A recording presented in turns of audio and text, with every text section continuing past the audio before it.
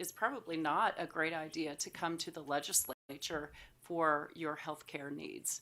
I am not a doctor, and when I am sick, I go to a doctor or a healthcare provider, not my friends in the legislature. As much as I like all of you, I'm still going to go elsewhere for my healthcare needs. I believe that it's research and science, and not a collection of anecdotes and ad hominems and emotion that we need to be considering this very important issue. But if we can lift that schedule, why is it a problem for marijuana to go through the process that we have in place for every other drug?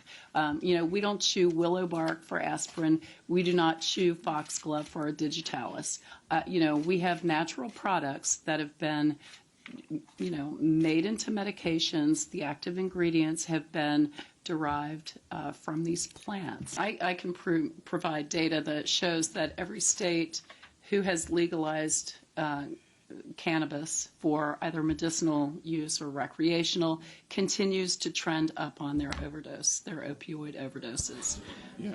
Senator Syme the other day, the nausea so bad from you don't die from that. You don't die from that. You don't die from that. You do die from that. But forget the dying from that, the pain, the day-to-day pain people are living through. What is the cost to the Commonwealth of Kentucky to regulate and enforce these new laws?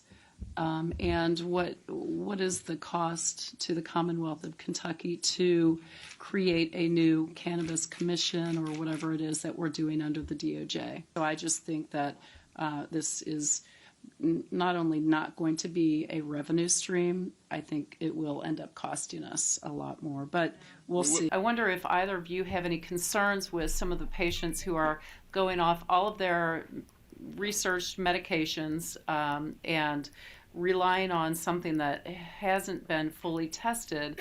And I spoke with someone yesterday who has AIDS, and he's in his mid-30s and has gone off all of his medications, which we know now are prolonging lives of patients who are just didn't live very long with HIV or AIDS historically. So do you have any concerns for patients who are just going off all of their proven medications and going with marijuana?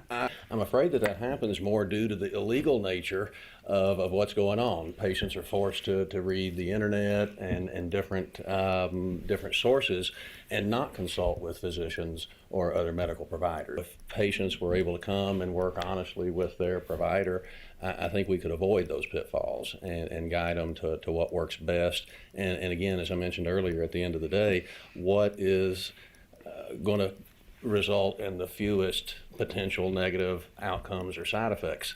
And when we compare THC-based products or CBD oils or any of the marijuana-based products, the side effect profile and negative outcomes pale in comparison to even routine over-the-counter medications like Tylenol or aspirin.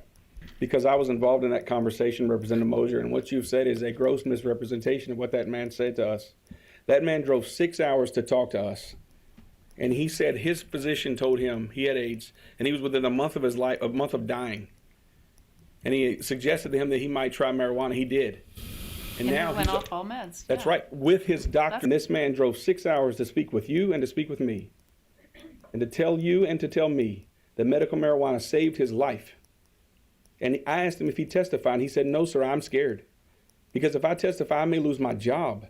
This man drove 6 hours in support of House Bill 136, and he did not say he went off all his medications without his physician care. He did not say that. If I may respond quickly. Yeah. I was simply asking the physicians if they had any concerns about patients who go off all of their medications. That's a fair question, but the anecdote you used was misrepresented, and I had to correct the record there. Are there other medications that we should vote on? This is a plant, and it's being called a medication without going through the usual process. I'm just wondering, are there other medications and other treatments that legislators should Well, certainly. prescribe. Mr. Chairman, I want to answer that question if I might. The answer is yes. Opioids are a medicine, and 3 years ago we passed a bill that limited opioids in the prescription. We restricted the doctor's practice, and to my knowledge, Representative Moser, you were the sponsor of that bill.